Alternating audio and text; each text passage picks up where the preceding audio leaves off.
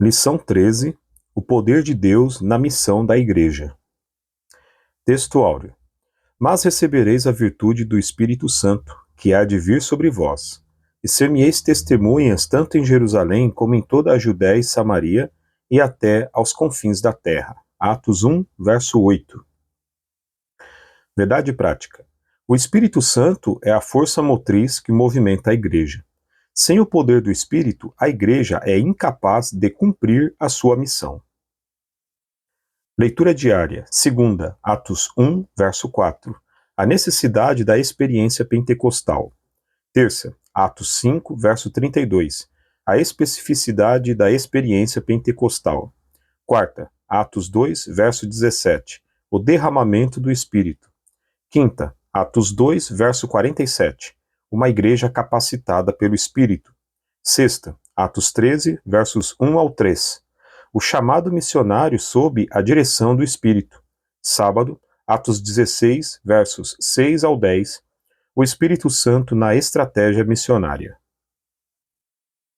Leitura bíblica em classe, Atos 13, versos 1 ao 4.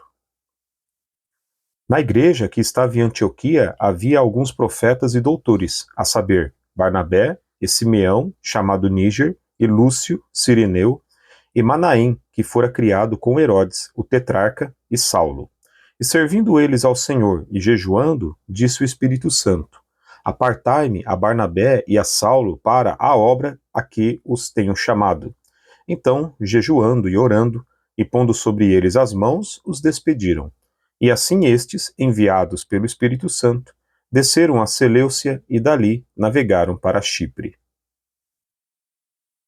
Comentário. Introdução. Nesta lição, focaremos nossa atenção no poder do Espírito Santo na missão da Igreja de Cristo. Aqui mostraremos que o povo de Deus não pode prescindir do revestimento do poder pentecostal para obter êxito na sua missão na terra. Assim, demonstraremos que a ação do Espírito Santo e a contemporaneidade de seus dons na Igreja não se trata de uma mera opção, mas de algo imprescindível, a sua maior necessidade. Sem o Espírito Santo, a igreja local não anda nem cumpre sua vocação. Tópico 1. A doutrina do Espírito Santo segundo o evangelista Lucas. Ponto 1. Um ensino revelado nos escritos de Lucas. Tanto o Evangelho quanto o livro de Atos, ambos escritos pelo evangelista Lucas, revelam o ministério do Espírito Santo na vida de Jesus e da primeira igreja como uma necessidade imperiosa. Nesse sentido, o evangelista mostra que, sem a ação do Espírito no ministério de Jesus e na vida da igreja, os cristãos não estariam qualificados para ser testemunhas do Senhor.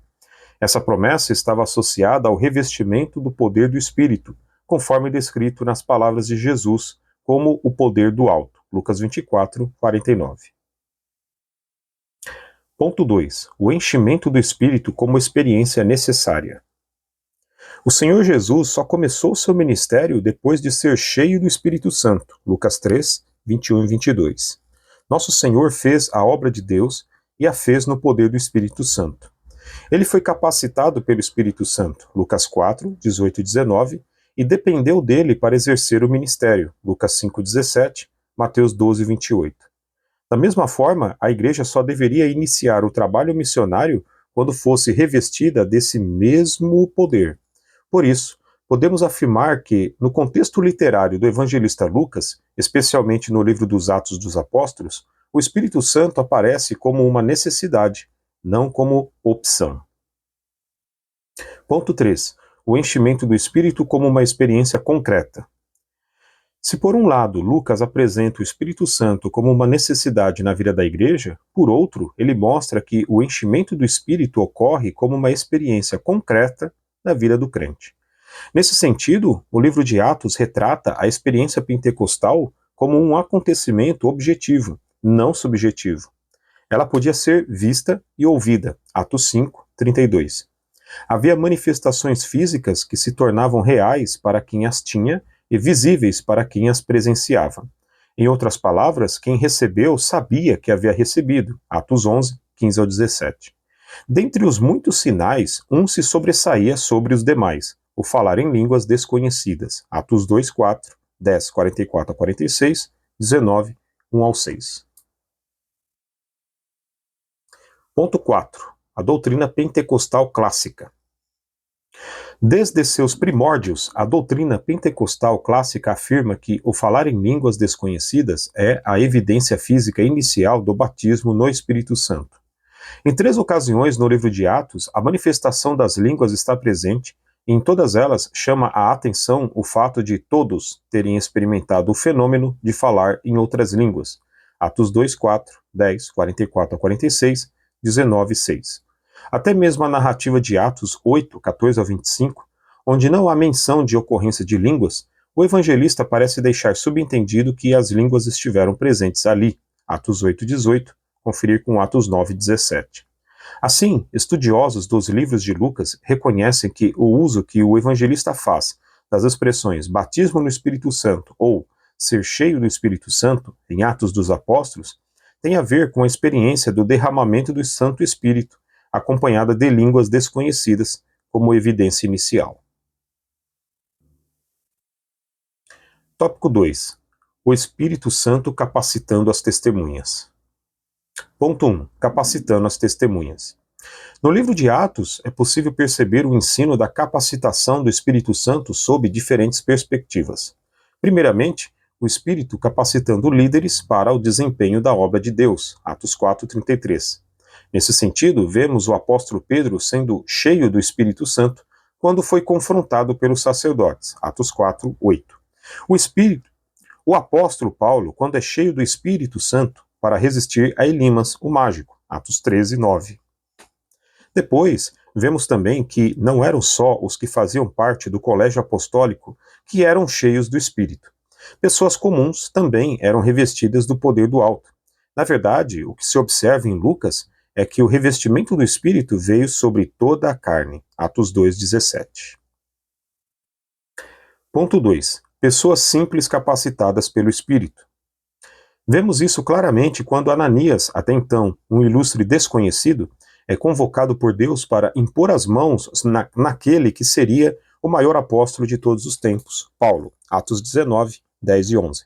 Assim, também Estevão e Filipe, que haviam sido escolhidos para servirem às mesas, fazendo sinais e prodígios. Atos 6, 8, 8 e 6. Fica patente que Deus não tinha uma classe privilegiada para fazer a sua obra. Ele possuía testemunhas capacitadas pelo Espírito Santo. Ponto 3. Capacitando a igreja. No contexto literário e doutrinário de Lucas, a igreja do Novo Testamento é vista como portadora de uma missão profética. Nela, há um ministério profético de todos os crentes, Atos 2,17. Nesse sentido, conforme o contexto de Atos, o testemunho não é apenas individual, como mostrado nesta lição, mas também de toda a igreja descrita em Atos. Assim, essa comunidade de crentes capacitada pelo Espírito Santo ganhava a confiança e a admiração das pessoas ao seu redor, Atos 2,47. Portanto, o crescimento das igrejas em Atos estava associado ao testemunho dado pelos grupos de crentes capacitados pelo Espírito Santo, Atos 9:31. Tópico 3. O Espírito Santo como fonte geradora de missões. Ponto 1. O envio missionário. O capítulo 13 do livro de Atos dos Apóstolos narra o envio dos primeiros missionários da igreja em Antioquia. O que chama a atenção nessa narrativa é a participação ativa do Espírito Santo no envio missionário. Nesse texto, Lucas menciona que havia alguns profetas na igreja que estavam em Antioquia, 13:1.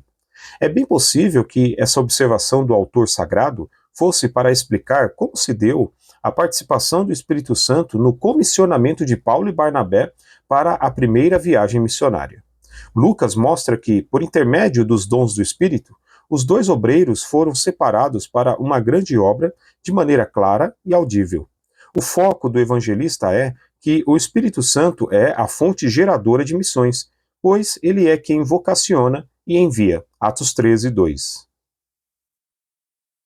Ponto 2. A estratégia missionária. Em um mundo multicultural, a questão da estratégia missionária deve ser levada em conta. Não somente enviar, mas quem enviar, quando enviar e como enviar. Por exemplo, Paulo e Barnabé poderiam ter adotado a estratégia errada na obra missionária quando intentaram pregar na Ásia e Bitínia, mas foram impedidos pelo Espírito Santo. Atos 16, 6 e 7. Foi o Espírito Santo que decidiu quem deveria ouvir o Evangelho naquela circunstância. Atos 16, 9. Ponderamos aqui que, muitas vezes, é possível que agências missionárias e igrejas adotem uma estratégia errada no envio de missionários. Não basta só o desejo de fazer missões, mas é preciso buscar a orientação do Espírito Santo a respeito de como isso deve ser feito. Conclusão. Encerramos esta lição e, consequentemente, este trimestre, mostrando que o Pentecostes faz toda a diferença no cumprimento da vocação missionária da Igreja. Sem a ação do Espírito Santo, a Igreja local está desabilitada para cumprir sua missão. O Espírito Santo é a força motriz do corpo de Cristo em sua dimensão local. Sem o Espírito Santo, a Igreja não vai a lugar algum. Amém.